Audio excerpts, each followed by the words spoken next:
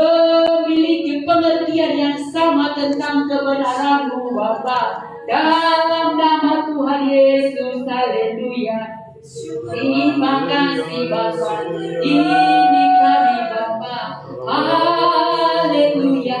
Kami perlu firman Tuhan, kami butuh firman Tuhan, haleluya. Menjadi kebenaran, menjadi terang bagi kami, haleluya, haleluya. Terima kasih Bapa, haleluya Bapa, haleluya. Oh, terima kasih Bapa, kami siap menerima kebenaran-Mu. Kami rindu seperti tanah yang gersang, yang selalu rindu, oh, menerima air hujan. Dalam nama Tuhan Yesus, demikian kami Bapa, memiliki roh yang lapar, roh yang haus kepada kebenaran-Mu.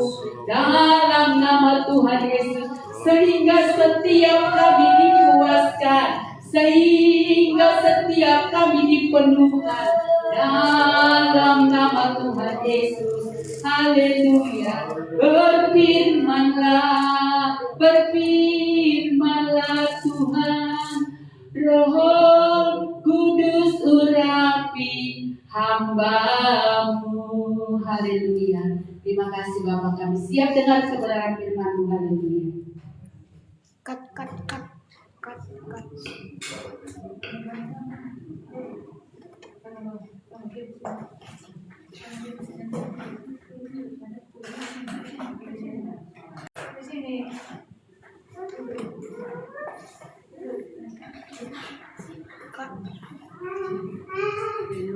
Salam dalam nama Tuhan Yesus. Salam.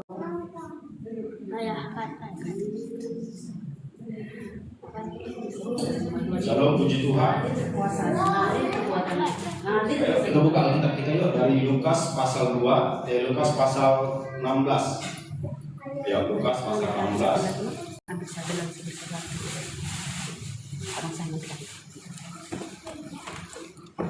pasal 16 ya.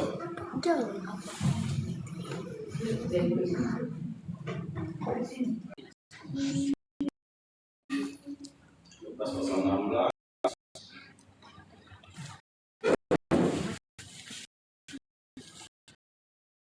Haleluya. 16 ayat 19 ya. Kita tentang Lazarus.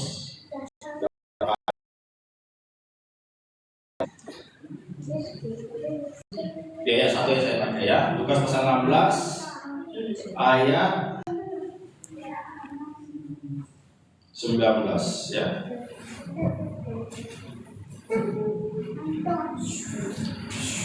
Demikian firman Tuhan, ada seorang kaya yang selalu berpakaian jubah ungu dan kain halus, dan setiap hari ia bersukaria dalam kemewahan ya. Saya baca ayat 19 saja, baru kita berdoa yuk. Kita berdoa dulu yuk, kita untuk memulai firman Tuhan. Kita berdoa dulu ya. Mari kita berdoa. Bapa yang baik, maka kami sembah dalam nama Tuhan Yesus Kristus. Kami bersyukur Tuhan, kalau kami boleh ada sebagaimana ada pada saat ini, semua karena kemurahan Tuhan. Bapa yang baik, Tuhan Yesus, kami sudah menikmati hadirat-Mu lewat pujian penyembahan. Kami percaya Bapa, seperti kata pemazmur Tuhan, Haleluya. Engkau bertahta di atas pujian orang Israel. Amin. Kami percaya Tuhan, Engkau hadir bersama-sama kami saat ini Bapa. Amin, Bapa. Terima kasih Bapa, bahkan Engkau berkenan atas pujian penyembahan kami Bapa di surga. Bapa yang baik, sebentar kami mau belajar firman-Mu, mau mendengar firman-Mu. Kami percaya Bapa, firman-Mu adalah pelita bagi kami dan terang bagi jalan kami. Firman-Mu menuntun kami kepada kehidupan yang kekal Bapa. Terima kasih Bapa yang baik, urapi hamba-Mu, urapi bibir lidah hamba-Mu, urapi pengertian pikiran hamba-Mu. Tolong Tuhan, sehingga bukan lagi hamba-Mu yang berbicara, tapi Engkau sendiri Roh Kudus. Demikian juga kami yang mendengar semua di sini Bapa. Urapi kami juga Tuhan, berikan pengertian Tuhan. Jika firman yang dengar Bapa boleh tertanam di hati kami, berakar, bertumbuh dan berbuah Bapa. Jika kami dibaharui hari ke hari itu menjadi semakin serupa dengan Engkau Tuhan Yesus. Terima kasih Bapa yang baik. Kami sambut firman-Mu, sama-sama kita katakan amin. Amin. Haleluya, puji Tuhan. Shalom, selamat siang. Puji Tuhan. kita diberkati Tuhan sepanjang minggu ini. Haleluya. Ya, sehingga kita bisa bertemu kembali dalam keadaan sehat. Amin, amin. Ya. Minggu lalu kita belajar tentang Pemungut cukai. ya, Adin aja ingat. ya tentang Lewi ya, tentang Lewi pemungut cukai. Apa dikatakan? Dikatakan bukan apa? Orang sehat yang memerlukan tetapi orang sakit supaya mereka sembuh ya, supaya mereka bertobat ya, itu tujuannya. Kalau udah bertobat mau kemana? Mau ke surga ya kan? Kalau udah bertobat ya mau ke surga. Kalau bertobat supaya diberkati di bumi dan sampai ke surga. Amin, amin. Itu tujuannya ya. Ya banyak orang salah pengertiannya. Setiap pelayanan atau satu gereja dibuka atau pelayanan, kita katakan apa pelayanan atau gedung gereja dan katakan. Tujuannya itu dibuka untuk apa? Suatu pelayanan didirikan tujuannya satu, untuk membawa orang bertobat kepada Tuhan. Haleluya. Ya, untuk orang bertobat kepada Tuhan. Kalau ada satu pelayanan, ya hanya tujuannya hanya untuk kumpul-kumpul. Kalau ada acara, contohnya acara Natal, bikin pesta-pesta, bikin perlombaan tari-tarian, perlombaan puisi, perlombaan ini, perlombaan kor, itu nggak ada gunanya kalau nggak bertobat. Ya memang senang, sukacita memang senang kan memang. Kalau ada pesta-pesta perayaan di suatu kumpulan, katakan satu gereja, senang kan? Senang. Dibikin perlombaan tari-tarian, perlombaan apa kayak dibikin, ya senang semua. Seragam-seragam, ya senang, baju-baju baru, senang memang. Tapi itu nomor 2, nomor 3. Tujuan nomor 1 pelayanan adalah supaya bertobat. Itu tujuan nomor 1. Jadi jangan salah. Saya berpikir begini, subhanallah Tuhan, pelayanan kami mau bikin pesta-pesta meriah, biar senang semua dulu. Ya, itu bagus. Tapi bukan itu tujuannya. Tujuannya bertobat. Apa gunanya bikin pesta-pesta besar? Bahkan ada saya dengar suatu pelayanan sampai mengundang artis ibu kota dengan bayaran ratusan juta. Ya, ada saya dengar. Kumpulan ini, marga ini, bikin perayaan Natal, undang artis. Siapa artisnya? Si Judika. Mereka apa si Judika itu? Juga. Si Hotang. Judika si Hotang, ya kan? Undang berapa apanya? Honornya 100 juta. Wah, ya orang-orang kaya, Natal. Apa artinya kalau nggak bertobat? Apa artinya kalau nggak bertobat? Ya, sama dengan pesta duniawi jadinya. Ya, sama dengan pesta duniawi. Ya. Jadi kekristenan itu dasar kekristenan Tuhan datang supaya kita bertobat. Ya, bukan supaya kita pesta-pesta, bukan. Bukan nggak boleh dirayakan Natal, boleh dirayakan Natal. Kita dalam suasana Natal ini. Kurasa beberapa gereja sudah merayakan Natal. Ada kemarin ada Natal di Gedung Serbaguna itu tanggal 3 udah dirayakan. Tanggal 3 udah dirayakan. Ya. Tapi bukan perayaan, tapi pertobatan. Pertobatan itu yang penting. Aku datang bukan untuk orang sehat, tetapi orang sakit. Supaya mereka sembuh, supaya mereka bertobat. Bukan orang sehat yang memerlukan tabib, tapi orang sakit. Ya, kedatangan Tuhan Yesus, kelahirannya Tuhan Yesus yang kita rayakan setiap tahun bulan Desember ini tujuannya satu, supaya manusia bertobat. Ya, supaya manusia bertobat. Apa kata di Matius? Apa? Tanah yang dalam kegelapan sudah melihat terang. Dalam kegelapan. Kalau masih dalam kegelapan itu seorang Kristen, mana terangnya? Seperti beberapa bulan yang lalu, kamu adalah terang dunia, kamu adalah garam dunia. Jika garam itu menjadi tawar, dengan apa dia? Diasinkan. Tidak ada lagi Tidak ada gunanya. gunanya selain dibuang dia diincar orang. Dan mengerti apa garamnya itu kan? Garam itu kan garam kita sekarang beda. Garam orang Jawa dulu itu garam yang ditambang langsung di pantai-pantai. Jadi garamnya itu ada batu. Garam batu itu bercampur garam. Nah, jadi kalau garam di batu itu habis, tinggal batunya itu dibuang. Itu maksudnya. Makanya jika garam itu menjadi tawar, maksudnya batu garam itu sudah habis garamnya, ya dibuang, nggak perlu lagi. Ya, janganlah kita menjadi orang terbuang ya. Biarlah kita selalu dipakai Tuhan. Maksudnya sampai akhir hidup kita tetap dipakai. Ya, jangan berhenti pemakaian Tuhan dalam hidup kita, itu maksudnya. Tetap kita dipakai Tuhan walaupun sudah tua, bisa memberi nasihat. Kalau masih muda, Amin. bisa kemana-mana memberikan penginjil. Paling kecil bisa mendoakan. Haleluya. Ya, mendoakan orang-orang banyak yang butuh didoakan, bahkan orang-orang yang di dalam bencana butuh didoakan ya. Ayo, itu pembukaan. Sekarang kita masuk ke firman Tuhan. Tujuan pertobatan ada dua, ya. Pertama, supaya kita menerima berkat Tuhan, ya. Supaya kita menerima berkat Tuhan. Apa dikatakan firman Tuhan di dalam Ulangan 28? Jika engkau baik-baik mendengar suaraku dan melakukan dengan setia, dikatakan kan, maka seluruh berkat ini akan menjadi Bagian. milikmu. Itu tujuan pertama. Ya, tujuan pertama. Bahkan dikatakan di Yeremia berapa kemarin itu dikatakan, kamu akan menjadi umatku yang ternama, terpuji dan terhormat. Ya, siapa yang jawab jadi pintar? Itu Ternama, terpuji dan terhormat. Itu. Untuk itu, kalau kita bertobat pasti kita diberkati, diangkat Tuhan menjadi umatnya yang ternama, terpuji dan terhormat. Ya, itu yang pertama. Tetapi ada tujuan yang paling mulia, yang paling indah, yaitu supaya kita ke surga. Ya, supaya kita ke surga.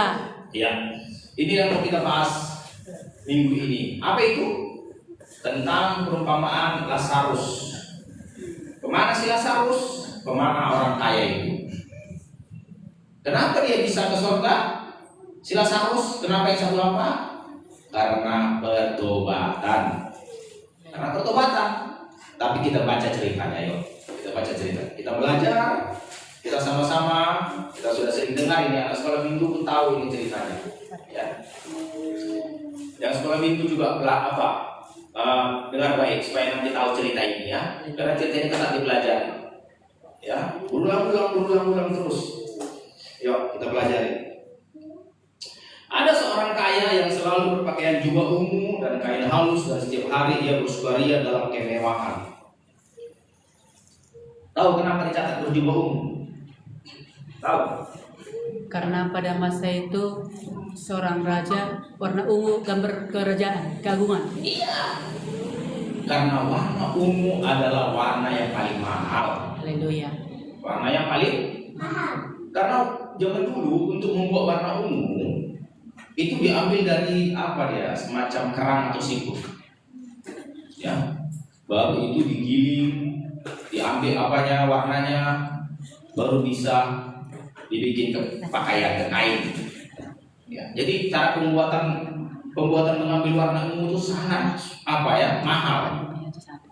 Beda dengan warna-warna lain, itu bisa dari tumbuhan, bisa dari daun-daun. Tapi warna ungu itu dari apa itu? Dari kerang katanya, dari siput tertentu yang menghasilkan warna ungu. Jadi itu warna yang sangat mahal. Ya. Berjubah ungu itu warna itu menandakan warna yang orang-orang kaya itu. Kalau sekarang bisa dikatakan itu pakaiannya bagaimana ya? Ya, pakaian yang banyak mungkin emasnya, berliannya ya, batu-batu permatanya. Sampai dicatat berwarna ungu itu membuktikan bahwa kekayaannya luar biasa. Ada seorang kaya yang selalu katanya, bahkan selalu, bukan sekali. Kalau kita sekali-sekali dia berpakaian cantik, ya. Walaupun ada kebaya ibu-ibu yang cantik, yang banyak payetnya, yang mahal ya kan, payetnya berjutaan, dan sekali-sekali dipakai kan. Ini selalu katanya. Ada seorang kaya yang selalu berpakaian jubah ungu dan kain halus. Kain halus ini sutra, ya, sutra yang kain lembu atau wol. dan setiap hari ia bersukaria dalam kemewahan. Setiap hari katanya. Waduh, berarti benar-benar kaya ini. Ya. Jadi dengan satu ayat ini kita bisa simpulkan kekayaannya luar biasa. Bukan sedang-sedang, ya. Bukan kekayaan orang yang biasa-biasa ini. Tapi kita lihat nanti, apakah bisa kekayaannya menyelamatkannya? Kita lihat nanti. Ya. Tapi bukan berarti Tuhan menentang kekayaan, jangan salah paham. Abraham kaya, bahkan sangat kaya. Tuhan bukan menentang kekayaan. Yang kita bahas di sini pertobatan, ya, pertobatan. Artinya kaya pun tanpa pertobatan, kekayaannya nggak bisa menyelamatkannya. Ya, nggak bisa. Seperti minggu lalu, supaya bertobat. Dikatakan minggu lalu, supaya orang yang sakit itu bertobat. Itu kedatangan. Perhatikan baik di ayat 20. Dan ada seorang pengemis bernama Lazarus, badannya penuh dengan borok, berbaring dekat pintu rumah orang kaya itu. Ya, di sini ada sedikit yang menarik. Si Lazarus yang miskin dikasih tahu namanya, tapi si orang kaya ini tidak dikasih tahu Tuhan namanya. Ini ya, apa ini ya? Ya, nggak dikasih tahu Tuhan namanya. Mungkin nanti kalau orang kaya dikasih tahu namanya malu keluarganya. Tapi kalau orang miskin, ya tahu namanya itu nggak masalah, yang sudah memalukan, ya kan? Ya kan? Nggak masalah. Kalau orang kaya kan perlu jaga nama baik, ya kan? Contohnya kalau dikatakan ada gembala besar cuma ribuan, baru ada hamba Tuhan dibawa ke neraka, dibilang, oh gembala si anu di neraka, kan malu kan? Malu kan? Kalau dibilang, oh gembala si anu di neraka, malu semua keluarganya. Makanya dirahasiakan Tuhan. Artinya apa? Tuhan baik, nggak mau memalukan keluarganya, ya kan? Haleluya. Ya kan, Tuhan nggak mau memalukan. Saya dulu berpikir begini ya. Waktu hamba Tuhan bernubuat, nabi-nabi bernubuat, kadang nggak mau mengambil nama. Hai anakku, ini memalukan. Biarlah sadar, biarlah bertobat. Karena Tuhan kita kasih. Ya, sini aneh ini ya. Orang kaya nggak dikasih tahu namanya, tapi orang miskin dikasih tahu namanya. Coba kita baca lagi. Badannya penuh dengan borok. Artinya itu apa ya? Semacam penyakit kulit yang membuat kulitnya luka-luka. Ya, bisa dikatakan semacam kubis, nggak kurasa atau bisul atau apa. Ya, borok. Artinya badannya luka-luka. Bekas-bekas luka. Dikatakan juga di sini. Ia berbaring dekat pintu rumah orang kaya itu. Berarti di sini kita bisa ambil kesimpulan Lazarus ini gelandangan. Kalau dia nggak gelandangan, nggak mungkin dia berbaring dekat pintu rumah orang kaya itu. Perhatikan, Lazarus itu badannya penuh borok. Artinya dia punya penyakit. Kedua, dia tidak punya rumah. Baru ini kelewat miskinnya. Ya. Tidak punya rumah. Baru yang ketiga sebentar lagi, dia tidak punya makanan. Perhatikan baik, kita baca ayat selanjutnya. Dan ingin menghilangkan laparnya dengan apa yang jatuh dari meja orang kaya itu. Tidak punya Makanan. Pertama dia berpenyakit, dia tidak punya rumah. Tahu arti tidak punya rumah? Tidur, atapnya langit, itu tidak punya rumah. Atapnya langit. Kalau atapnya langit, kalau dingin malam ada embun, itu kena kulitnya. Bayangkan Pak. Pernah tidur di bawah langit? Kalau malam-malam pernah? Tidak. Belum kan? Bersyukur. Haleluya. Bersyukur kita kalau masih tidur di bawah atap. Coba kalau tidur di bawah langit, datang embun malam, bisa nyenyak tidur? Tidak. Tidak bisa. Kedinginan lah. Bisa sakit, bisa masuk angin. Ya. Bersyukur kita kalau bisa kita tidur di bawah atap. Bersyukur. Tak pernah kita syukurin itu kan? Kita syukurilah Tuhan, terima kasih Tuhan, saya masih bisa tidur di bawah atap, di bawah dalam rumah. Syukuri. Pertanyaannya, ini kenapa Tuhan nggak tolong Lazarus, dibiari aja gini? Ya? Kenapa Tuhan nggak tolong? Makanya jangan cepat kita bersungguh-sungguh. Lazarus aja ini tak ada sungguh-sungguh. Kalau bersungguh-sungguh Lazarus jadi gini keadaannya nggak ke surga dia. Di padang gurun. Ya. Jadi kalau kita jangan terlalu cepat bersungut-sungut. Ini nggak ada rumahnya pun, makanannya nggak ada bersungut-sungut. Ya jangan terlalu cepat kita bersungut-sungut. Ini mati lampu aja bersungut-sungut, dimaki-maki PM, ya kan banyak gitu. Buat bersungut-sungut mati lampu dulu. Dan mudah sekali marah. Jangan. Ini di sini nggak ada dicatat dia bersungut-sungut dengan keadaannya.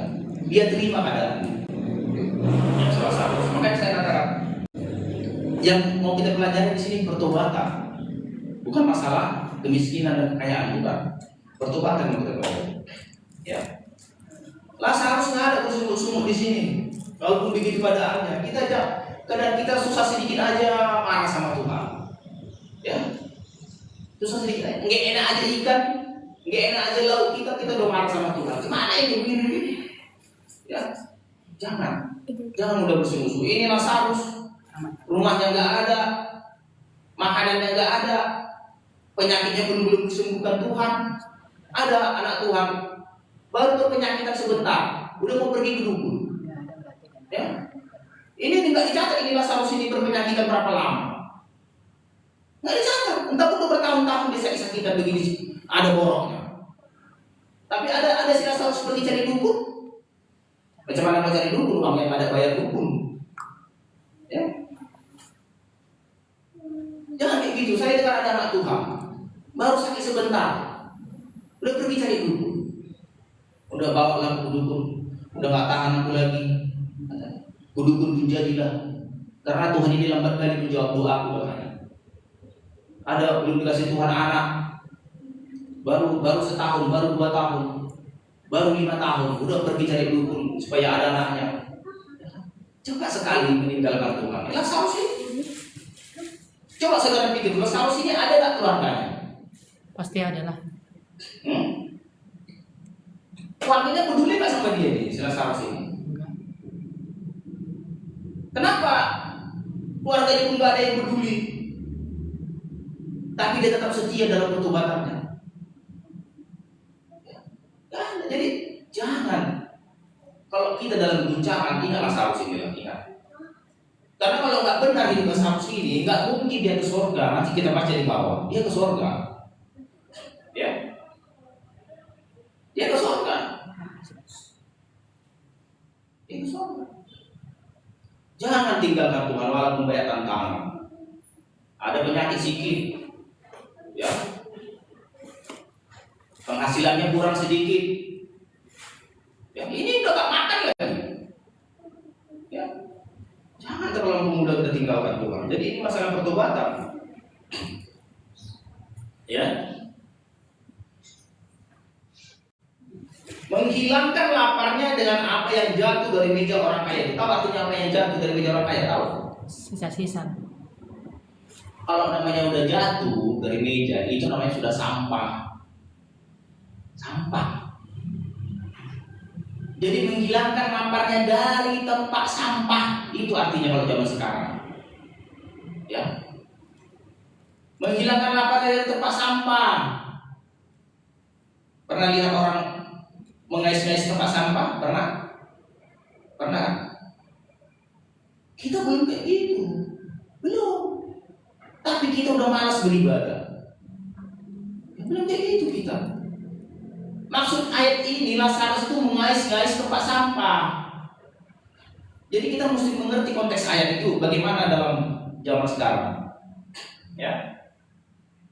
Ingin menghilangkan laparnya dari apa yang jatuh dari meja orang kaya. Kalau namanya sudah jatuh dari meja. Kalau orang kaya kalau jatuh dari mejanya mungkin lagi dimasukkan ke piringnya. Nggak mungkin. Sedangkan roti aja jatuh mau kita buangkan. Ya memang kadang-kadang mau juga kita bilang belum 5 menit, ya kan? Mau juga kadang mau kita bilang itu, ya. Tapi kalau orang kaya enggak. Bahkan di restoran ya, pernah saya lihat orang kaya beli makanan ya kan, banyak lah makanannya. Masih sisa makanan ini separuh lagi tinggalkan. Kalau aku pikir saya bawa pulang itu dibungkus ya kan. Kayak gitu orang kaya, nggak suka-suka. Kalau kita suruh bungkus, panggil dari pelayan, tolong pelayan bungkus dulu ini pulang kan gitu. Kalau orang kaya enggak, tinggalkan aja. Kadang air minumnya pun masih separuh, tinggalkan. Kalau kita sampai setetes terakhir diminum, ya. Ya, Itu sekedar cerita. Tapi Lazarus dikatakan ingin menghilangkan laparnya dari apa yang jatuh dari meja orang kaya itu. Artinya apa? Lazarus menjaga pertobatannya. Kenapa dia memilih mencuri? Ya. Kenapa dia nggak memilih mencopet? Ya, enggak. Tapi dia lebih memilih mengambil makanan dari tempat sampah. Haleluya. Lebih memilih. Dia menjaga pertobatannya. Dia menjaga pertobatannya. Kalau orang nggak memikirkan pertobatan, nggak mungkin berbuat kayak gitu. Nggak mungkin. Dia pasti berpikir uang siapa yang mau curi ya, uang siapa yang mau copet, ya pasti berpikir begitu.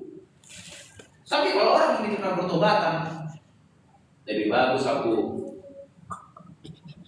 ya memakan yang jatuh dari meja orang kaya ini daripada aku berdosa.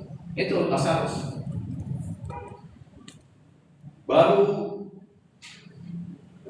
sama-sama tua mereka, mungkin Lazarus tua Dalam penyakit. meninggal karena kita nggak tahu meninggal karena apa, mungkin karena sakitnya lah, atau mungkin karena laparnya. Kalau menurut kita, menurut saudara, Lazarus ini meninggal karena apa? Karena laparnya atau karena sakitnya? Karena nggak mungkin dia mati dalam keadaan kaya. Saya yakin Lazarus ini nggak mungkin mati dalam keadaan kaya ini. Jadi jangan salah paham ya, tidak semua anak Tuhan mati dalam keadaan kaya. Ada mati dalam keadaan miskin. Jadi jangan terlalu kita berkhotbah, anak Tuhan diberkati, jadi orang kaya, kaya terus. Jangan. Mati dalam keadaan miskin pun ada anak Tuhan, mati dalam sakit ada. Jadi ini buktinya Lazarus mati dalam keadaan miskin jadi ya. Bahkan mati dalam keadaan sakit pun ini. Karena dicatat dia sembuh. Ya, jadi jangan kita terlalu cepat menghakimi kalau ada orang anak Tuhan mati dalam keadaan miskin. Mati miskinnya dia nggak diberkati. Kita juga jangan terlalu cepat menghakimi anak Tuhan kalau ada mati dalam keadaan sakit. Jangan. Mati sakitnya dia berasa di neraka itu. Jangan. Minggu lalu pernah saya katakan apa? Jangan menghakimi. Roma pasal 2. Jangan menghakimi. Mau mati dalam keadaan miskin, mau mati dalam keadaan sakit, itu nggak urusan kita itu. Ya, Tuhan yang tahu di mana dia. Kayak Lazarus ini. Lazarus ini mati dalam keadaan miskin, bahkan mati dalam keadaan sakit. Kalau saya lihat, saya rasa nggak ada janji Tuhan yang digenapi dalam hidup Lazarus. Karena ada janji Tuhan dalam digenapi. Kalau saudara mati dalam keadaan miskin, dalam keadaan sakit, saudara ada nggak menerima janji Tuhan? Yang keselamatan lah. Iya. Jadi jangan terlalu menghakimi. Yang paling penting keselamatan, itu paling penting. Ke surga itu paling penting. Ya. Kalau mati pun kita dalam keadaan miskin, dalam keadaan sakit, itu bukan suatu hal yang penting itu. Kalau mati sudah dalam keadaan kaya, dalam keadaan diberkati, dalam keadaan sehat-sehat, semua keluarga sehat semua, wah itu puji Tuhan, itu Abraham. Itu namanya berkata Abraham. Ya. Karena Abraham mati dalam keadaan suntuk umur. Suntuk umur dia udah tua dia, suntuk umur. Panjang umur. Iya. Tapi tak semua begitu matinya. Elisa mati dalam keadaan sakit. Elisa, ya, Nabi besar itu, bahkan tulang-tulangnya bisa membagikan orang mati. Tapi lihat catatannya di Alkitab, dia pun mati dalam keadaan sakit. Ya, jadi kita jangan menghakimi hamba Tuhan mati dalam keadaan sakit, jangan. Itu urusan Tuhan itu. Yang penting pertobatanmu perhatikan. Pertobatanmu perhatikan, jangan menghakimi. Ya, Lazarus ini mati, bahkan dia secara sengaja menerima janji Tuhan. Bahkan matinya Lazarus ini pun nggak ada yang melayat ini. Siapa yang melayat? Ini melayat ini. Berasa mayatnya pun nggak tahu ditaruh di mana. Namanya dia gelandangan. Uang nggak ada, keluarga nggak ada yang memperdulikan. Artinya apa? Artinya jangan takut Kalau keluarga pun nggak ada yang mempedulikanmu, jangan takut. Kalau nggak ada pun yang menguburkanmu, jangan takut. Jangan takut. Jangan takut. Lazarus ini nggak ada yang melayat. Yang menguburkan pun nggak tahu ada apa enggak. Ya, nggak tahu tak. Tapi bukan itu urusannya. Urusannya kemana si Lazarus ini sudah mati. Haleluya. Ya, itu yang penting. Kemanakah orang kaya tadi sudah mati? Mungkin kalau orang kaya tadi mati, yang melayat 1000 orang pasti ada. Papan bunga banyak. Papan bunga banyak berceret dari ujung 1 kilometer papan bunganya. Kalau orang kaya tadi, bayangkan dia berjubah ungu tiap hari. Saya rasa gubernur aja belum tentu berjubah ungu tiap hari. Ya. Kematian orang kaya ini yang melayat pasti ramai. Papan bunga banyak, ucapan duka cita banyak, keluarga banyak bergabung, pesta besar. Ya kalau orang Batak itu pesta 7 hari 7 malam itu berapa ekor kerbau dipotong untuk pesta. Tapi apakah itu ukurannya? Orang kaya tadi, Lazarus yang melayat kita ada, yang mengubur pun kita nggak tahu siapa. Karena waktu hidup aja nggak ada yang peduli sama dia, apalagi waktu mati.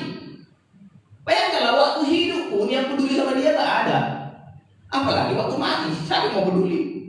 Paling pemerintah nanti melapor masyarakat sama pemerintah. Oh pakai pling, di situ ada mayat tergeletak dekat tong sampah.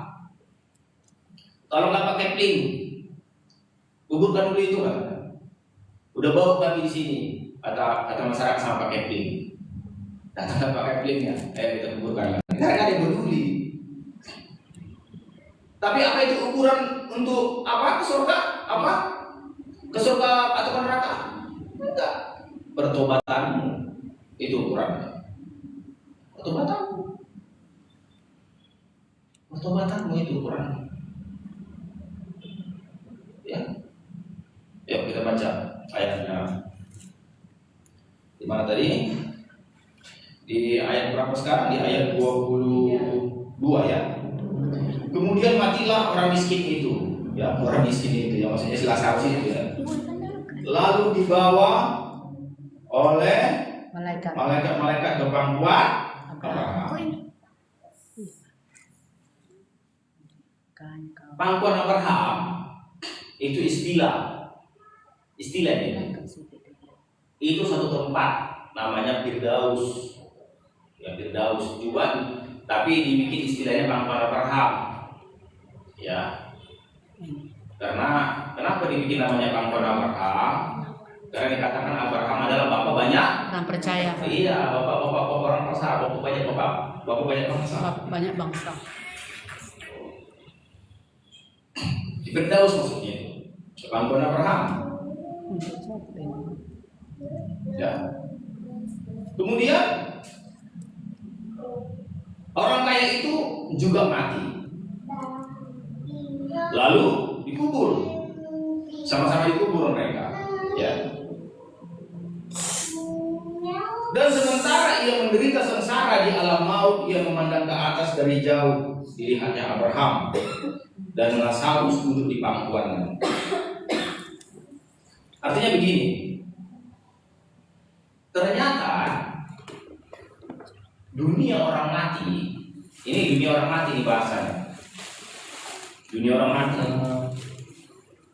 tempat orang benar, Firdaus atau pangkuan Abraham, dengan tempat orang dikatakan bahasa perjanjian lama orang fasik atau orang tidak benar lah ya, orang fasik, atau bahasanya orang yang tidak bertobat lah, katakan begitulah ya, orang yang bertobat dan orang yang tidak bertobat. Karena itu mau kita pelajari, mau kita bahas masalah pertobatan ya. Tempatnya berbeda ya. Dari sini kita harus tahu tempat orang yang bertobat, tempatnya namanya Firdaus atau pangkuan Abraham. Tempat yang orang yang tidak bertobat, tempatnya dikatakan di sini alam maut. Di sana dikatakan dia menderita sengsara, alam maut. Jadi dari sini kita sudah tahu ada 2 tempat. Ya, ada 2 tempat. Di banyak ayat, di banyak cerita Tuhan Yesus sering mengatakan ratap dan kertani. Itu sering kita dengar. Di banyak ayat yang mengatakan rata dan kertas gigi.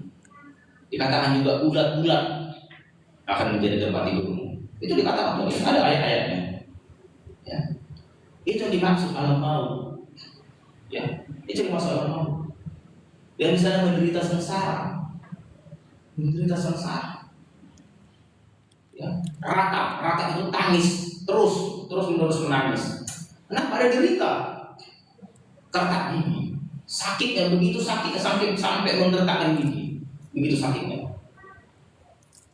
Itu karena apa? Itu karena ada derita di sana. Ya. Bisa karena api dibakar, bisa. Karena ayat-ayat mencatat mereka akan dicampakkan dan akan dibakar. Ada ayat di Yohanes pasal 15 itu. Mereka akan dicampakkan untuk dibakar. Ada. Nanti kita lihat bagaimana penderitaannya. Bisa dicatat sini nanti. Ya. Dari ayat ini kita ambil kesimpulan apa? Kita ambil kesimpulan ada dua tempat di mana orang yang sudah mati. Ya. Banyak orang nggak percaya kehidupan, bahwa ada di sana kehidupan. Hanya merasa hidup ini di bumi aja. Jadi kalau orang yang merasa hanya hidup di bumi ini aja, mereka hanya berusaha mencari uang aja di bumi ini, kumpulkan kekayaan aja di bumi ini, happy aja di bumi ini. Ya. Karena mereka nggak tahu. Menurut cerita ini, kira-kira orang kaya ini tahu nggak ada kehidupan begini? Sudah kematian. Iya, tahu nggak ada kehidupan penderitaan sesudah dia mati? Tahu nggak orang kaya? Nggak tahu. Nggak tahu. Kalau tahu pasti dia bertobat. Nggak tahu. Ataupun mungkin dia tahu tapi nggak mau tahu. Tahu artinya tahu tapi nggak mau tahu? Tahu tapi dia abaikan. Iya. Dia abaikan. Tahu dia memang ada neraka. Saya rasa orang-orang dunia itu tahu ada neraka ya. Tahu ada dalam maut. Tahu. Tapi nggak peduli. Sama seperti kayak orang merokok itu. Tahu yang merokok itu nanti membawa penyakit, tapi tetap terus merokok. Ya kan? Kayak gitu lah orang yang nggak peduli. Tahu dia misalnya nggak sehat, contohnya begadang nggak sehat, makan makanan yang sembarangan nggak sehat, ada kolesterol ini, tapi tetap dimakan ya, cepat mati lah. Ya, banyak orang itu nggak peduli. Itu namanya orang bodoh. Sudah tahu berbahaya tapi tetap dikerjakan. Ya, nggak peduli. Saya rasa tahu orang ada neraka. Ya, semua agama mengajarkan ada neraka. Banyak pun tetap korupsi, tetap berzina, tetap mencuri. Ya, tetap sama kayak ini. Tetap seperti orang kaya ini. Saya rasa dia tahu ada neraka. Kalau mungkin dia bilang nggak tahu, cuma dia nggak peduli dengan pertobatan. Dia lebih menikmati kemewahan. Ya. Ayat 24. Apa yang terjadi di dalam penderitaannya? Kita lihat penderitaan. Lalu ia berseru katanya. Ternyata begini. Dari alam maut tadi ke tempat Firdaus pangkuan Abraham rupanya bisa melihat. Ya, rupanya bisa melihat. Ya. Sehingga dia bisa berteriak, bisa bicara. Ya. Dari cerita ini. Bisa dia berseru itu kan berteriak. Lalu dia berseru katanya, Bapak Abraham, karena tahu Bapak Abraham yang memimpin tempat itu, tempat Firdaus itu Bapak Abraham yang memimpin. Ya, apa dikatakan? Bapak Abraham, kasihanilah aku, suruhlah Lazarus supaya ia mencelupkan ujung jarinya ke dalam air dan menunjukkan lidahku sebab aku sangat kesakitan dalam nyala api ini. Oh, rupanya api rupanya. Berarti dibakar. Sangat kesakitan di dalam nyala api ini.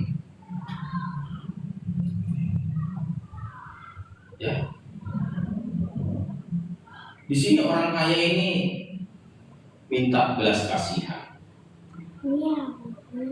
Saya rasa waktu hidupnya dia nggak pernah minta belas kasihan itu. Kenapa? Semua dia bisa beli. Apa dia minta belas kasihan? Ya. Kalau orang kaya kan semua bisa beli. Perlu apa beli? Perlu ini beli. Perlu apa tinggal bilang, tinggal atur.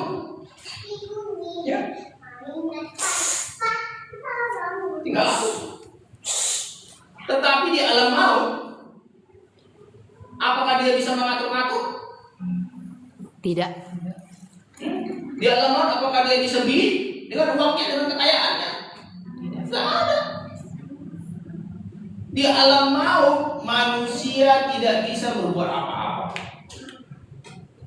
Tidak bisa mengandalkan kekayaannya. Tidak bisa mengandalkan kepintarannya. Tidak bisa mengandalkan jabatannya. Ada orang bilang, oh, aku di bumi aku presiden. Aku di bumi aku jenderal. Aku waktu di bumi aku gubernur. Bisa? Kayak gitu di alam maut sama. Tidak bisa. Gak berlaku. Mau jenderal kita di bumi ini, mau presiden kita di bumi ini, mau gubernur, mau orang pintar, apapun jabatanmu di bumi ini, kehebatanmu, kemampuanmu di alam maut tidak bisa, itu tidak ada artinya apa-apa. Terbukti dari orang kaya ini. Waktu di neraka dia hanya bisa minta belas kasihan, kasihanilah, kasihanilah. Saya ada baca kesaksian orang di neraka di alam maut. Ya memang begini. Hanya minta belas kasihan terus. Tuhan, ampunilah, Tuhan, kasihanilah. Ya. Dipikir didengar, tak didengar. Hanya di bumi ini kita kalau minta belas kasihan Tuhan. Sekarang minta belas kasihan Tuhan supaya bertobat. Kalau sudah di sana nanti kalau minta belas kasihan kau nggak ada didengar. Minta belas kasihan kau sama iblis yang menyiksa, makin disiksa. Semakin kau minta, semakin disiksa. Sekaranglah waktunya kita bertobat. Sekaranglah waktunya bertobat. Nggak ada. Kalau sudah di sana nanti nggak bisa bertobat lagi. Mau minta kasihan pun berapa kali nggak bisa. Sekaranglah waktunya bertobat. Bertobatlah. Tinggalkanlah dosa-dosamu. Tinggalkan. Dosa-dosa kata-kata kotor, dosa sungguh-sungguh, dosa-dosa gosip, dosa-dosa mata jina. Tinggalkan semua itu. Karena nanti kalau sudah di sana nggak bisa, mau minta kasihan pun nggak bisa, kasihanilah, nggak bisa. Jabatanmu nggak berarti, uangmu nggak berarti, orang kaya ini nggak ada artinya, nggak ada artinya. Kepintaranmu nggak berarti, nggak ada artinya. Apa kata orang kaya ini? Kasihanilah aku. Suruhlah Lazarus supaya ia mencelupkan ujung jarinya ke dalam air dan menyejukkan lidahku, sebab aku sangat kesakitan dalam nyala api. Air, tahu arti air? Air itu lambang kehidupan. Itu arti air. Gak ada orang bisa hidup tanpa air. Dan di alam maut gak ada air. Gak ada air. Gak ada air. Berapa lama orang tahan gak minum air? Sebentar. Ya, air itu sangat penting. Di alam maut gak ada air. Gak ada air di alam maut. Coba taruh kita tahan ya, berapa lama kita tahan gak minum air? 3 hari? Berapa hari? 3 hari. 3 hari kan? Kita gak tahan minum air ya. Mungkin ada yang buat lah sampai yang tahan puasa mungkin ada berapa hari? Tapi sudah itu apa? Pasti mati. Tapi bayangkanlah kau di alam maut bertahun-tahun gak minum air. Ya, bayangkan dari zaman Tuhan Yesus ini kita cerita ini 2000 tahun lalu sampai sekarang gak pernah minum air. Gak pernah minum air. Macam mana harusnya itu? Kalau gak minum air masih mending. Ini sambil dibakar. Karena dikatakan sebab aku sangat kesakitan dalam nyala api ini sambil dibakar. Udah gak dikasih minum, sambil dibakar kan? Betapa sakitnya itu. Sehingga dikatakan, suruhlah supaya Lazarus mencelupkan ujung jarinya ke dalam air. Kalau si Lazarus udah enak di sana, udah bisa minum air, ya. Waktu di bumi tadi dia menderita, makan apa yang nggak bersih dari sampah. Tapi udah sampai di Firdaus, wah enak dia menikmati makanan di meja Abraham. Ya karena dimakan Abraham dia. Apa makan di meja Abraham dia ikut dia menikmati. Minum-minum, udah enak. Itulah karena pertobatannya. Tapi dia selalu menderita.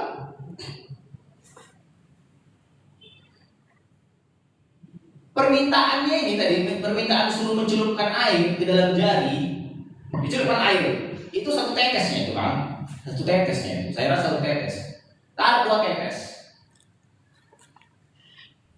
tapi itu pun nggak dikasih, macam mana lagi? Satu tetes pun nggak dikasih, apa artinya? Air tadi melambangkan kehidupan, artinya apa?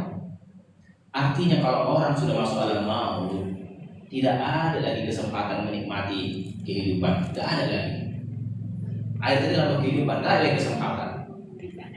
Tidak bisa lagi kita menikmati kehidupan. Kalau di bumi ini masih enak, kita masih enak. Kayak kita cepat bertobat. Enak. Kita mau minum, ada air minum. Ya. Tapi kemarin orang di Aceh udah kesulitan juga air minum, air bersih. Mereka minum air banjir. Itu aja kita nengoknya udah sedih. Apalagi ini nggak dapat air minum, ini satu tetes. Ya.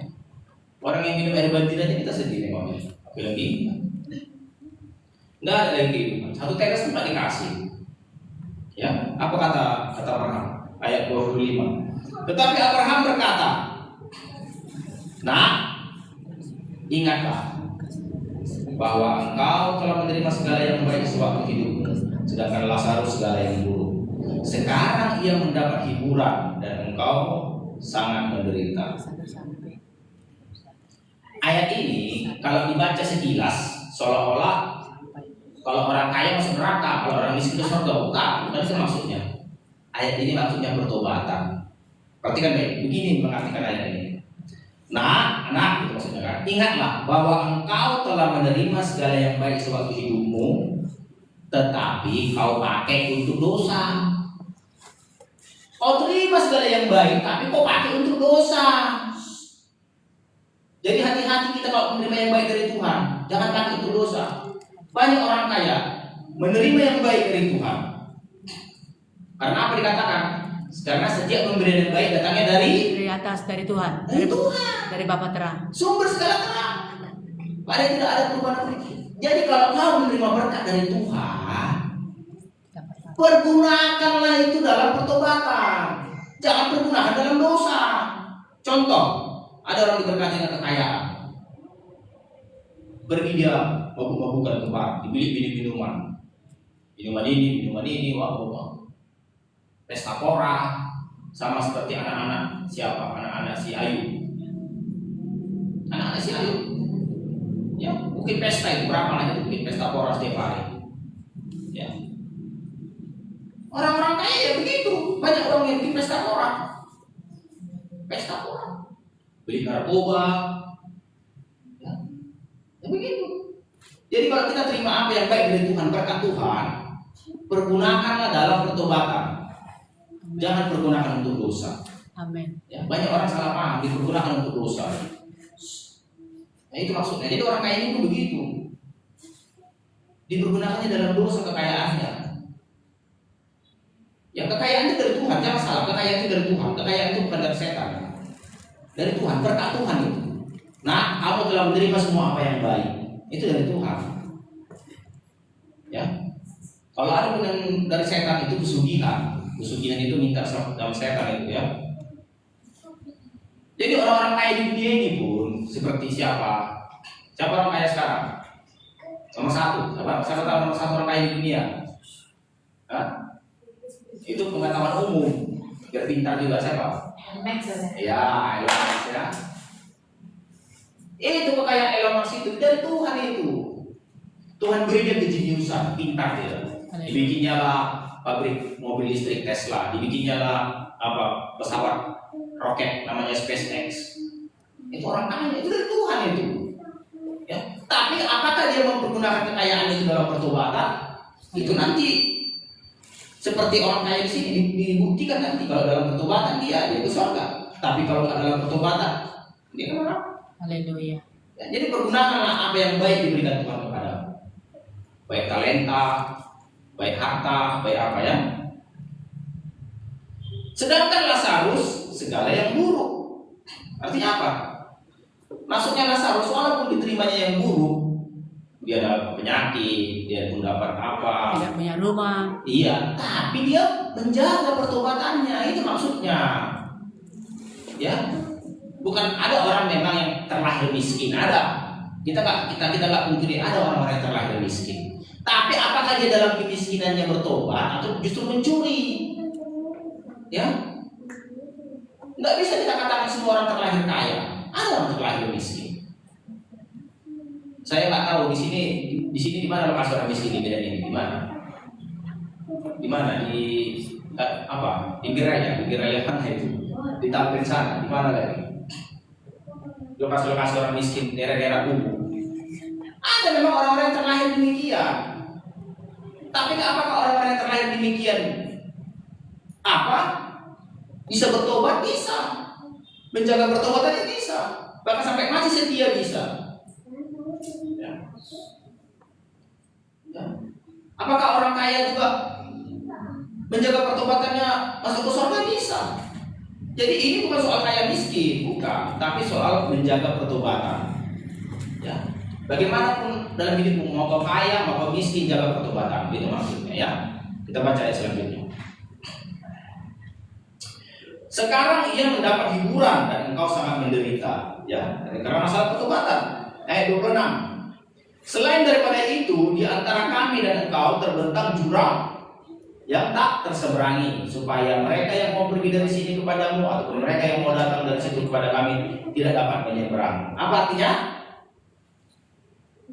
Artinya tidak ada pengajaran api penyucian. Itu pengajaran dari setan-setan itu. Haleluya. Kalau orang sudah masuk neraka, udah di situ terus. Karena ada juga terseberangi. Kalau orang di surga aja. Jangan ada pengajaran bilang, oh di neraka dulu setahun 2 tahun, nanti kalau sudah suci pindahkan ke surga. Kemana orang pindahkan di sini dibilang gak terseberangi? Ya jangan mau diburu-buru setan. Ada pengajaran itu, pengajaran dari mana itu Pak tahu itu. Ya, saya dulu percaya itu ajaran itu.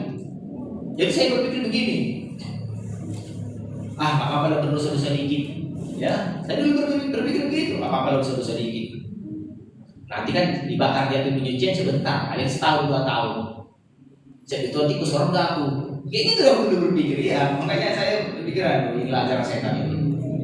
Padahal teman-teman mencatat kalau sudah di sana nggak bisa menyeberang, ya. Kalau sudah di surga pun nggak bisa ke sana. Jadi ajaran api penyucian itu dari setan. Jangan mau dibodoh-bodohi. Nggak ada ajaran api penyucian itu.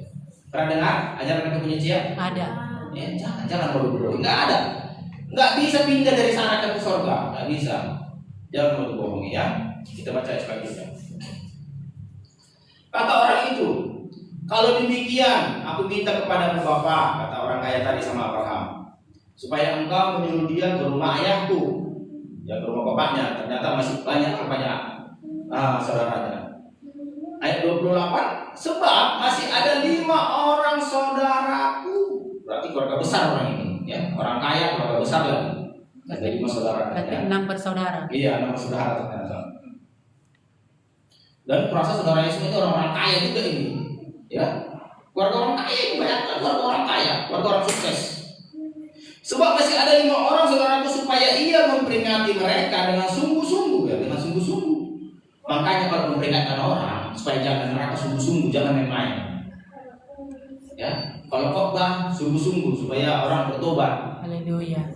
Sungguh-sungguh beritahu pertobatan, jangan main-main. Karena ini masalah surga neraka ini ya. Ada orang membantukan mengkhotbahkan main-main, enggak dikhotbahkan sungguh-sungguh masalah pertobatan. Masalah pertobatan ini dikatakan supaya yang memperingati mereka dengan sungguh-sungguh agar mereka jangan masuk kelak ke dalam tempat penderitaan ini, alam maut itu. Di sini apa yang kita tahu? Dari sini ayat ini apa yang kita dapat? Bahwa orang yang di neraka pun masih ingat keluarganya, masih ingat keluarganya orang di neraka, dan masih ada belas kasihannya sama keluarganya yang di bumi. Perhatikan guys, orang yang di neraka saja kasihan melihat keluarganya nanti bisa masuk ke neraka. Datang kita yang masih di bumi nggak kasihan sama keluarga kita yang mau ke neraka. Bayangkan deh. Kita yang masih hidup, kita melihat keluarga kita yang mau ke neraka nggak kasihan. Sedangkan ini sudah di neraka dia kasihan melihat keluarganya yang masih hidup. Jangan sampai datang ke sini. Iya, yang sampai datang ke sini. Jadi lihat diri kita, apa kita lebih baik dari orang kaya ini? Maksudnya kita pun pedulilah.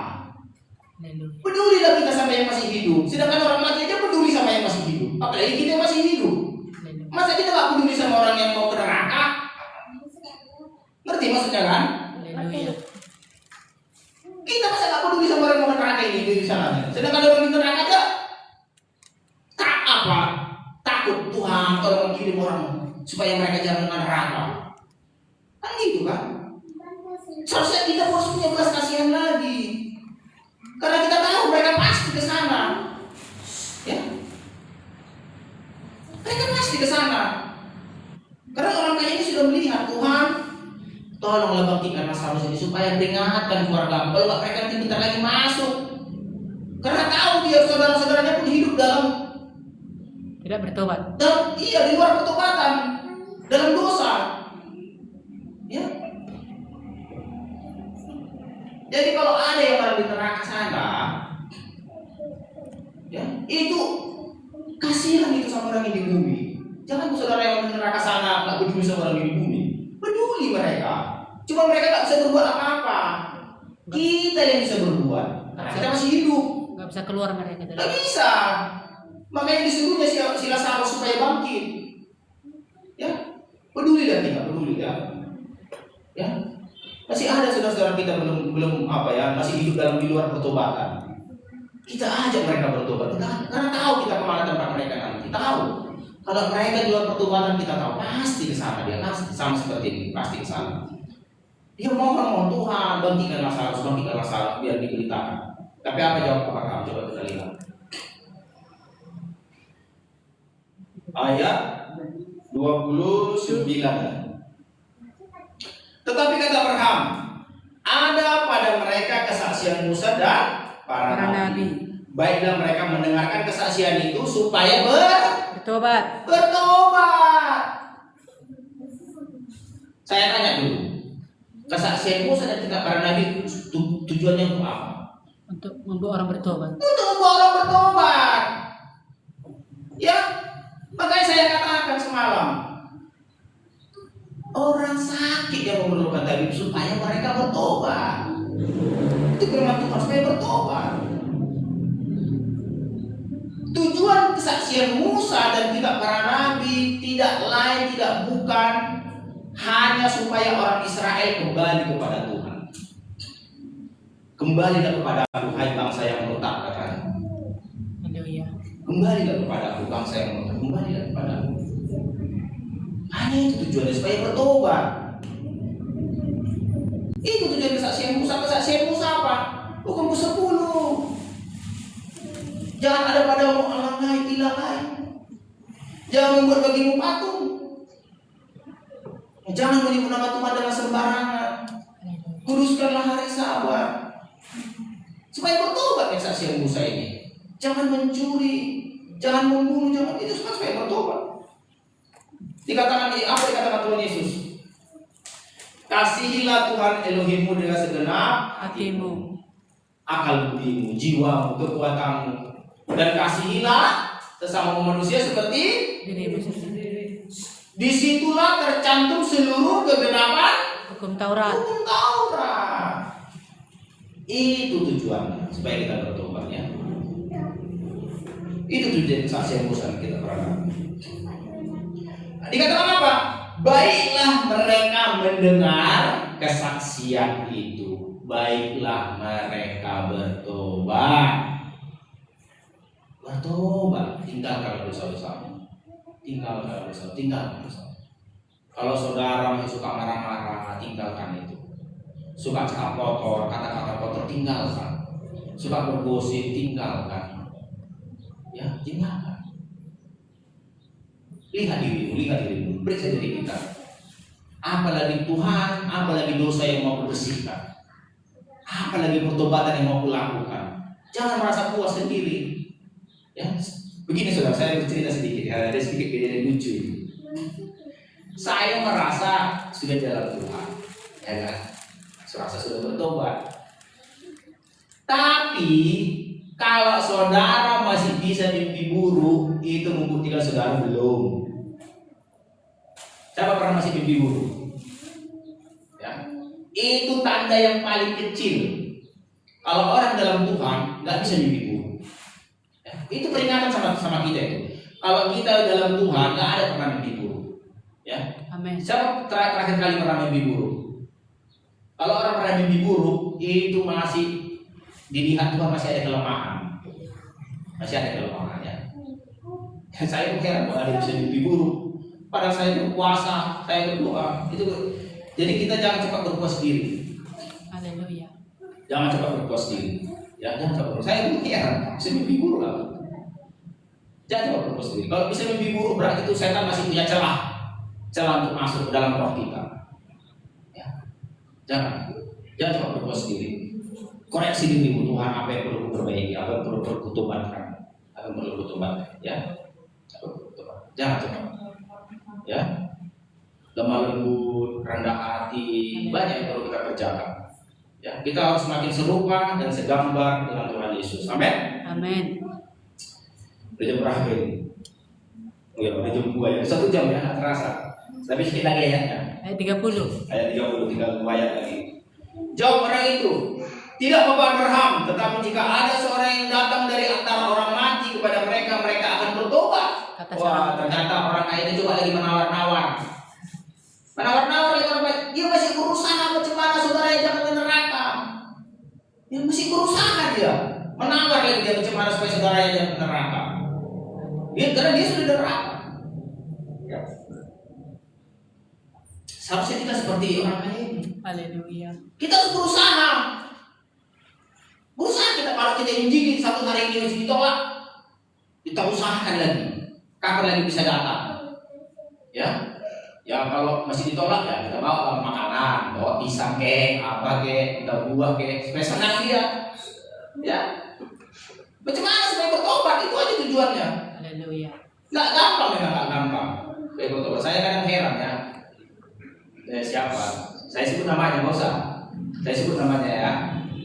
Yang apa tuh? Yang dekat rumah siapa? Mama siapa itu? Dekat rumah siapa? Dekat rumah si Tio itu siapa namanya? Si Leni. Iya. Kevin. Ya, Mama Kevin.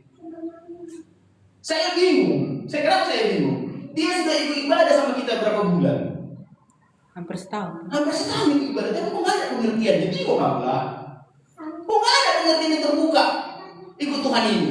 Keras kan? Bingung saya. Ya jadi macam mana ini masalah orang bertobat ini tadi membawa orang kepada Tuhan itu maksudku begitulah sulitnya. Haleluya. Udah berusaha pun. Iya sudah berusaha pun kita supaya dia bertobat.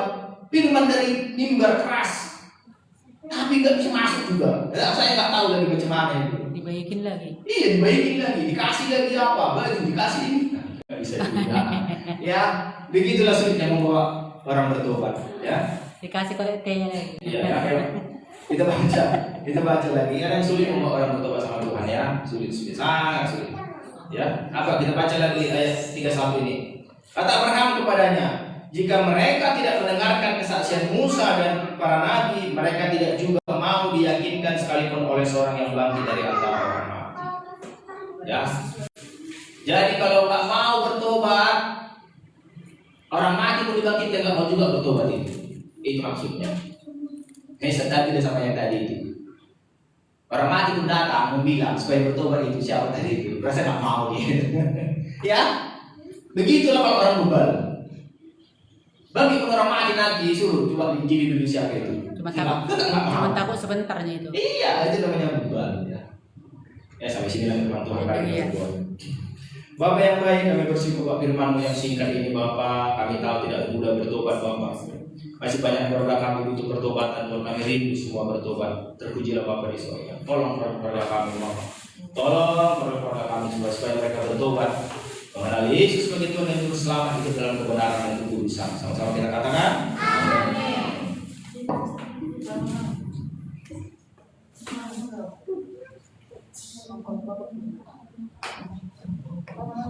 Haleluya, shalom untuk kita semua. Shalom. Shalom, puji Tuhan. Hari ini kita belajar tentang kekristenan. Artinya kekristenan itu bukan tentang soal kaya dan miskin. Haleluya. Bukan siapa yang kaya ke surga, yang miskin ke neraka, bukan. Tetapi kekristenan menurut firman Tuhan tadi tentang pertobatan. Amin. Amin. Orang kaya tadi tidak mempergunakan kekayaannya untuk kemuliaan Tuhan. Dia diberkati di dunia, tetapi tidak peduli dengan pertobatan. Akhir hidupnya, firman Tuhan katakan dia masuk alam maut. Tetapi Lazarus tadi, di dalam kekurangannya, kemiskinannya, dia menjaga walaupun dia miskin, tidak mempergunakan kesempatan itu untuk mencuri. Haleluya. Dia lebih baguslah aku seperti ini, asal aku tidak mencuri, asal aku tidak menginginkan harta orang lain. Tetapi firman Tuhan berkata, sama-sama matilah. Artinya ujung daripada kehidupan di dunia ini pasti menuju kematian. Tetapi siapa kita di bumi menentukan siapa kita nanti di akhirat. Amin. Amin. Haleluya, terpuji nama Bapa di surga. Jadi saya juga terkejut tadi ya. Orang kaya yang meninggal dan akhir hidupnya di alam maut, dia peduli dengan saudaranya. Haleluya, dikatakannya, suruhlah si Lazarus ngasih aku minum, katanya. Tidak bisa karena ada jurang pemisah. Haleluya. Kalau seperti itu, bangkitkanlah si Lazarus, suruh kirim ke bumi kembali untuk dia pergi menjumpai saudaraku yang 5 lagi. Nah, dikatakannya, berarti pasti ya firman Tuhan, kalau di alam roh perasaan lebih peka. Haleluya, ini contoh. Ini contoh. Kalau kita mimpi di alam nyata. Ini saya pernah mimpi dulu baru bertobat, orang gak suka sama aku, dilempar ular kepada saya. Nah, ketika pada masa itu saya baru bertobat, arti bertobat itu menerima kebenaran dengan sungguh, bukan hanya sekedar Kristen KTP. Nah, pada masa itu ada orang di alam nyata dia baik kepada saya, tetapi di dalam mimpi Tuhan tunjukkan dia ada niat jahat, dilempar ular. Tetapi dalam mimpi itu saya punya pedang. Pedang itu artinya firman Tuhan yang berkuasa. Nah, ketika seseorang itu melempar ular kepada saya, tiba-tiba entah dari mana saya punya pedang yang besar yang berkilau-kilau. Dilempar dari seberang jalan bisa saya tebas. Nah, lalu saya bersuka cita. Wow, saya hebat. Nah, saya katakan, tiba-tiba karena saya fokus dengan kemenangan saya, seseorang tadi melempar ularnya kedua kali. Karena saya tidak fokus dengan musuh, lalu ular yang dilempar itu tiba-tiba menggigit, menangkap kaki sebelah kanan saya. Nah, lalu saya terbangun memanggil Tuhan Yesus, Tuhan Yesus tolong, saya katakan. Lalu saya bangun. Tahu saudaraku, saya mimpi di alam nyata. Nah, di alam roh saya merasakan cengkraman ular yang luar biasa, taringnya tembus kaki saya, saudaraku. Gigit atas dengan bawah itu ketemu, menghantam kaki saya. Tahu saudaraku, di alam nyata saya rasa dua minggu, padahal saya mimpi sekarang. 2 minggu berikutnya saya sudah doakan kaki saya, sudah saya urapi kaki saya. 2 minggu saya rasa. Demikianlah pekanya perasaan seseorang di alam roh. Haleluya. Jadi seperti tadi ya, kalau orang yang kaya yang tadi dia di alam maut itu, dia ingat saudaranya. Tuhan bangkitkan, kirimlah si Lazarus menjumpai saudara saya supaya mereka tidak masuk ke tempat saya disiksa ini. Tetapi Tuhan katakan, ini untuk orang Batak, Maaf ya, saya Batak, saya cinta orang Batak, saya sayang orang Batak, saya berdoa untuk orang Batak. Ini membuktikan firman Tuhan ya dan amin. Tidak ada roh-roh dari dunia orang mati bisa menjumpai kita. Amin. Tidak bisa. Jika ada orang yang berkata itu namanya, itu opuknya, itu siapanya, itu roh jahat yang mengambil rupa bagi orang yang mau percaya kepada kebenaran firman. Haleluya. Firman Tuhan, andaikan bisa orang kaya itu pergi bangkit, dia datang dia ke bumi, dia akan kesurupan. Aku si orang kaya dulu yang berpakaian ungu itu dulu. Aku sekarang disiksa. Kalian bertobat. Tidak pernah orang yang kerasukan menyuruh orang bertobat, tidak pernah. Makanya dengar orang Batak, saya cinta orang Batak perlu bertobat. Jika ada yang kesurupan, itu bukan apemok, itu bukan namborumu. Itu roh jahat yang menyerupai, yang mengambil rupa seperti namborumu. Haleluya. Saya tegas sama orang Batak. Saya orang Batak. Saya cinta, saya doa sama orang Batak. Dan dengar baik-baik. Orang yang kesurupan tidak pernah membawa yang dijumpainya sembah Tuhan Yesus, tidak pernah. Kasih aku makan enak, ini aku suka, kalian sudah lupa sama aku. Itu orang yang kesurupan. Dia memuliakan dirinya sendiri. Dengar, ini perbandingannya. Orang yang kesurupan tidak pernah menyuruh orang bertobat kalian, ke Tuhan Yesus kalian. Nggak pernah. Makanya orang Batak perlu bertobat. Nggak pernah orang yang kesurupan mengalihkan perhatiannya supaya mereka betul-betul menyembah Tuhan Yesus. Tetapi yang diminta orang kesurupan, kasih aku makan ini. Pergi kalian ke kuburan. Udah? Ini yang perlu saya sampaikan siang hari ini. Firman Tuhan berkata, jika orang kaya itu bisa ke bumi, ngapain dia suruh Lazarus? Harusnya dia sendiri dong yang pergi ke bumi, datang ke bumi. Ngapain dia suruh Lazarus? Andaikan bisa roh orang mati menjumpai yang hidup, tidak perlu dia minta izin nyuruh Lazarus, enggak, dia sendiri yang muncul. Oke, ini satu kebenaran bagi orang yang mau bertobat. Tapi bagi orang yang mau mengeraskan hati, silakan saja. Tapi Tuhan berkata tadi, tidak perlu orang mati bangkit, enggak. Tahu sifat manusia. Jika dia dilihat hal-hal yang spektakuler, hal-hal yang luar biasa, hal-hal yang viral, sebentarnya takutnya. Contoh, ini contoh, maaf saya bukan maaf. Kita lihat kejadian alam yang begitu mengerikan. Sebentarnya manusia takut akan Tuhan, habis itu berdosa lagi. Sebentar, hal-hal spektakuler tidak membuat orang bertobat. Tidak, hal-hal yang viral tidak membuat orang bertobat. Tetapi apa yang membuat orang bertobat? Kebenaran firman Tuhan. Amin. Haleluya. Nggak bisa hal-hal yang menakjubkan, nggak bisa membuat orang bertobat. Tidak bisa. Bahkan orang yang sudah mengalami mujizat disembuhkan, disembuhkan pun sebentarnya takut Tuhannya. Kalau enggak dari hatinya, dia benar-benar mau ikut Tuhan Yesus. Jadi kata Tuhan tidak perlu, enggak perlu Lazarus bangkit, enggak. Ada Alkitab, baca Alkitab itu maksudnya. Haleluya, enggak perlu spektakuler, wow, semua dunia takjub, tetapi tidak membuat bertobat. Tuhan tahu itu, makanya enggak dibangkitkan Lazarus. Ada Alkitab, bacailah Alkitab itu, jumpai hamba Tuhan. Haleluya, dan puji nama Bapa di surga. Amin. Shalom untuk kita semua yang ada di sini. Shalom untuk saudara kami yang ada di online. Dan kali kita akan bertemu kembali. Maafkan jika ada kata-kata saya yang kasar. Saya cinta orang Batak, saya berdoa untuk orang Batak. Haleluya. Amin. Haleluya. Mari kita berdoa.